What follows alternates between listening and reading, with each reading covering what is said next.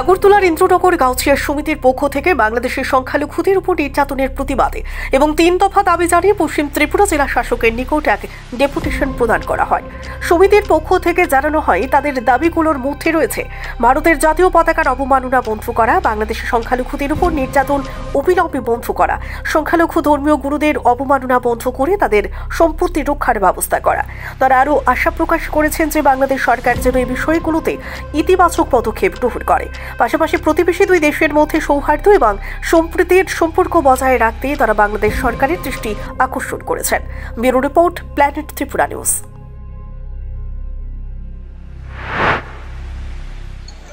সর্বপ্রথম আপনারা আগত মিডিয়া ভাইদেরকে জানাই ত্রিপুরা গাউছিয়া সমিতির পক্ষ থেকে আন্তরিক শুভেচ্ছা ও মোবারকবাদ। এবং আমরা চাই আপনাদের মাধ্যমে আমাদের আজকের এই আয়োজন যেন গোটা ত্রিপুরাবাসী সহ ভারতবর্ষ চারদিকে যেন এটা বিস্তার লাভ করে এবং সবাই যেন এটা দেখতে পাই।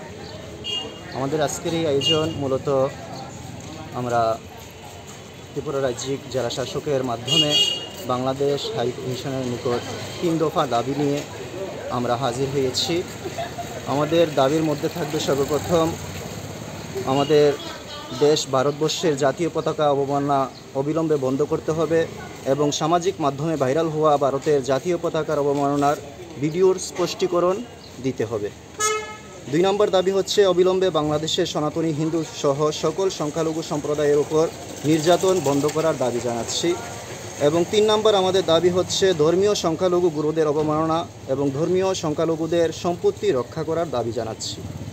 আমরা আশা রাখব বাংলাদেশ সরকার এই সমস্ত দাবিগুলোতে নিজেদের ইতিবাচক পদক্ষেপ যেন গ্রহণ করে এবং আমাদের আপনারা যারা এসেছেন মিডিয়া ভাইরা, আপনাদের মাধ্যমে যেন গোটা দেশে আমাদের এই আজকের আয়োজন ছড়িয়ে পড়ে, সেটাই আমরা দাবি রাখব। আপনার পরিচয়টা? আমি মোহাম্মদ নজরুল ইসলাম কাদেরী, গাউছিয়া জামে মসজিদ, ইন্দ্রনগর।